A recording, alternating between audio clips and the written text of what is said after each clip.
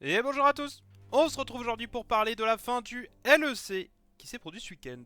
Je suppose que si vous êtes sur cette chaîne, vous avez regardé ce qui s'est passé en Espagne pour les 3 derniers matchs du LEC. Et on va revenir dessus en plusieurs points. Déjà le premier, c'est que l'organisation et l'ambiance étaient éclatées. Et comme l'a dit Tréton dans une de ses vidéos, je sais pas si Riot juste s'en fout, ou alors ils sont au courant et plus jamais ils laisseront ça à quelqu'un d'autre. Mais sachez que c'est pas Riot qui a organisé l'événement, c'est MKOI. Et franchement, je trouve que c'est l'événement le plus raté de League of Legends que j'ai jamais vu. La salle est vide, le son est pourri.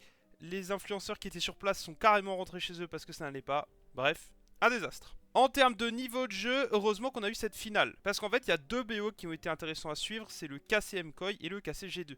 Le KC MKOI, pas forcément en termes de niveau de jeu, mais plutôt en termes d'histoire, vu que c'est allé en 5 games, c'est toujours sympa, un BO qui va en 5 games. Mais en vrai, c'était pas dingue. Par contre, on en a eu pour notre argent avec KCG2, qui est probablement l'une des plus belles, si c'est la plus belle finale d'un split LEC, tout split confondu. Si vous n'avez pas vu les games, allez les voir. Le 3-2 est légendaire, le comeback dans le BO, la puissance de G2 dans les premières games, KC qui est résilient comme pas possible, et la dernière qui se joue sur des micro-détails. Ça augure que du bon, en tout cas que du bon pour KC G2. Et du coup, ça nous permet de dresser un petit bilan de ce qui s'est passé dans ce LEC Versus qui est désormais terminé. Et je trouve que ça n'a pas été dingue. Globalement, les premières semaines, c'était cool parce qu'on pouvait chier sur le Stratones et on regardait KCB prendre des early games à des teams et perdre. Mais personnellement, la hype est vite retombée et au final, je me suis retrouvé à regarder les games parce que j'aime League of Legends, mais à vraiment m'intéresser à ce qui se passe dedans qu'à partir de la fin des playoffs,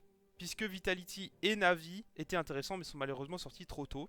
Et c'est assez bizarre comme impression parce que je trouve que la LFL, par contre, avec son LFL Invitational, c'était plutôt l'inverse. Le début, c'était un peu osef, parce qu'il y avait vraiment des teams qui se faisaient marcher dessus. Mais par contre, plus on a avancé, plus la hype a monté. Il y a eu des bonnes surprises. Le niveau était plus homogène qu'en LEC, donc on avait des matchs plus serrés.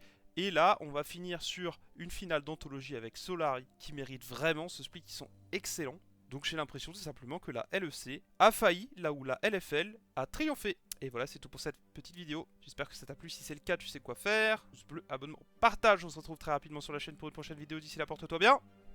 Ciao!